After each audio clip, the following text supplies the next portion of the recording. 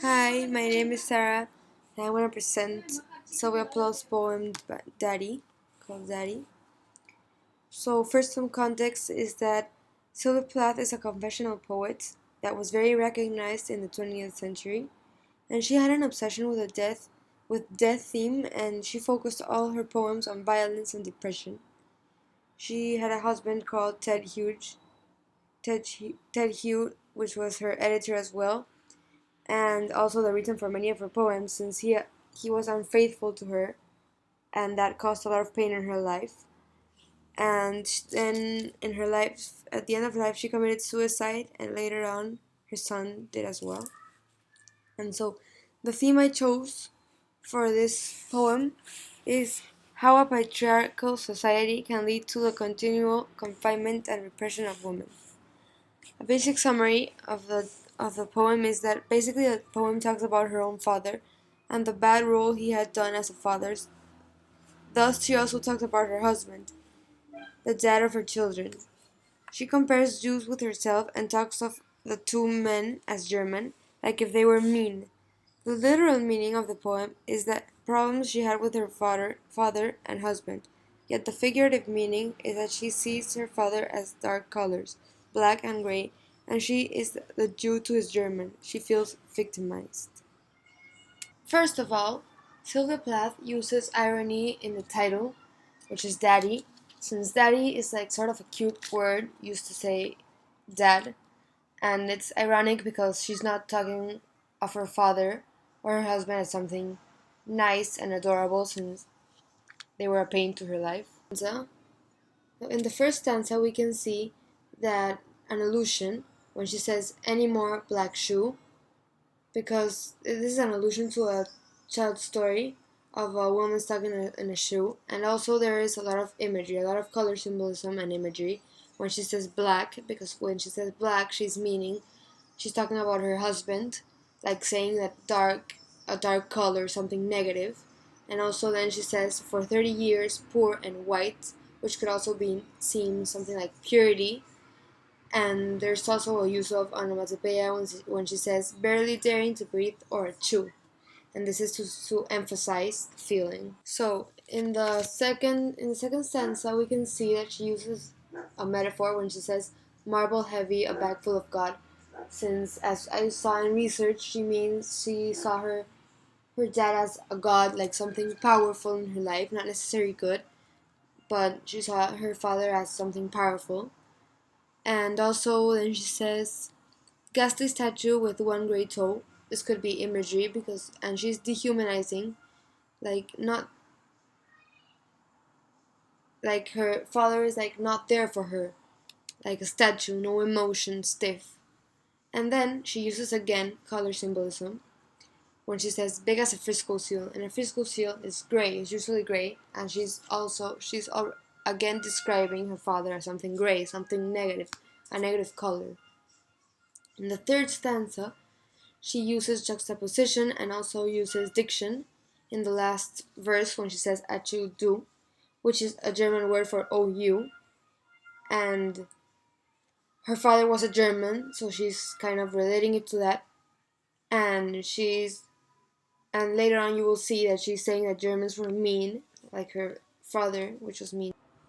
So in the fourth stanza, we can see the first reference to war in the poem, when when it uses repetition to say wars, wars, wars, and this could be herself fighting with this dilemma of her father and her husband and all her problems in her life, and she later also refers to wars more.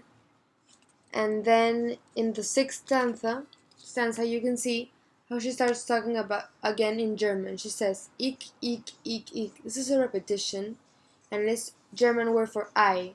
And she's talking about the lack of communication she had with her father.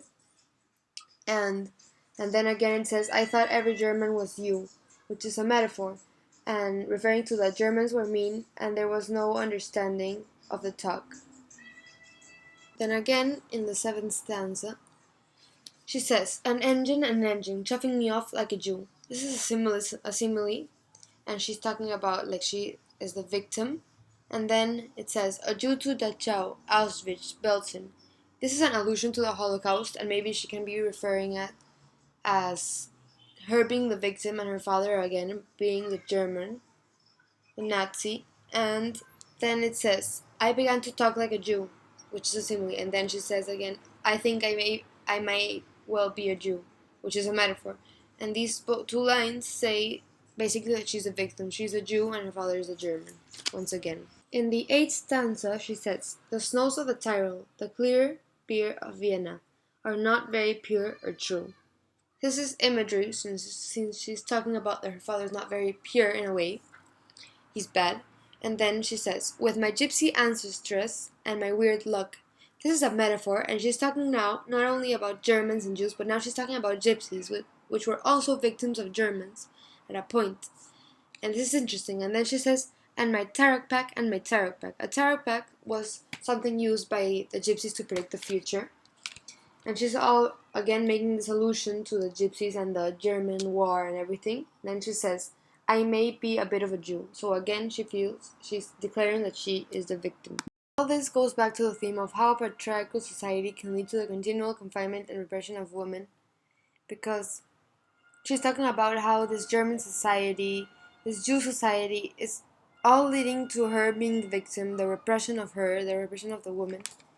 And we can see this through her diction, her metaphors, her imagery, and all the literary devices she has been using.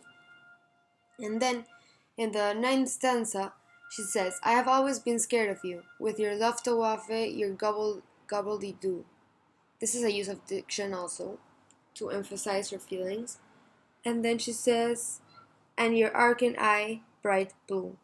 Again saying something like authority, like something bad, something more than her. Then in the 10th stanza, she says, not God, but swastika. She's referring now not that she sees him as God, but now she sees him as something like God, but something evil. And this is a metaphor. And then she says, so black no sky could see through. And this is a hyperbole to something like a statue, like something black, and you cannot go out of it, you cannot seek through it, you're mean. And then she says, every woman adores a fascist. A fascist is a type of government which would women trade freedom. And this really goes back to the theme because this has to do on how women are repressed by the patriarchal society. Then jumping on to the 13th stanza, she goes back to this idea of evil instead of God, and she says, a man in black with a Mein Kampf that look. This is a symbolism for evil, since a Mein Kampf look is something evil. But then, interestingly, in the next stanza, she talks, it seems as she's talking about her husband when he says, and the love of the rack and the screw. Rack are woman, it's a form to say woman part, and screw is something like sexual. And this can be something related to Ted Hugh when he was unfaithful to her. And now she's talking about the other daddy, the daddy of her children. And then she says, and I say, I do, something you say when you get married, and it is kind of ironic because she's saying like I do, like if it was a mistake. And then she says again, the black telephones off at the root, and here she's using again color imagery to demonstrate that this is something mean. And then she says, the voices just can't warm through, and this is kind of symbolism or diction to say like they just can't pass through. Then towards the end she says, if I've killed one man, I've killed two. With this she's making a reference to both her husband and her father, since she's talking about both types of dads. And then she says, the vampire who said he was you. And then she says, and drank my blood for a year. This is a metaphor, like a vampire usually sucks something, and she's talking about that she was consumed through her marriage and her life with her dad. And then she says 7 years if you want to know, and she was actually married to Ted 7 years. And then she says, daddy, you can lie back now, which means you can relax now, you're dead. And then you kind of realize that this is all going on in her imagination, because this is all like a village going on in her imagination, where she says, there's a stake in your fat black heart. This is a metaphor to saying like your horrible heart. And then she says, and the villagers never liked you. They are dancing and stamping on you. This is like a symbolism or metaphor or imagery when she says like these people in her head, like she never liked them, she never liked him, she always suffered.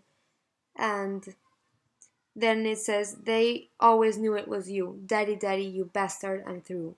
When she says daddy, daddy, you bastard, she's meaning daddy, daddy. You could say she's talking about the two daddies. That's why she repeats, she uses this repetition. And she's saying that they're both bastards, and this is all happening in her head. And she's feeling very regretful towards them, like very hateful towards them. And this once again goes back to the theme of the repression of women, of how a patriarchal society can lead to the continual confinement and repression of women, because you can see how in the society now she has been cheated, her father was now dead, but he was never playing a good role of a father, and she now is depressed by all the hurting she has, and now she's repressed as a woman. So the three main literary devices are metaphors, which were already explained throughout the poem, and she uses metaphors to connect back to a theme because she's saying that the Germans, she's using metaphors basically to say that Germans were mean, and that she's like the Jew, the victim, and she's going back to this repression of women, this confinement and repression of women. And then the other one would be color symbolism because she's constantly giving dark colors, like representing something negative, her depression, like dark and gray. And this goes back again to the theme of the continual confinement and repression of women. And finally, the other one could be the use of similes, when she says like she compares to herself to a Jew or to a gypsy or to any type of people that were victims of Germans. And this again can connect back to the theme of how a patriarchal society can lead to the continual confinement and repression of women. And yeah, thank you.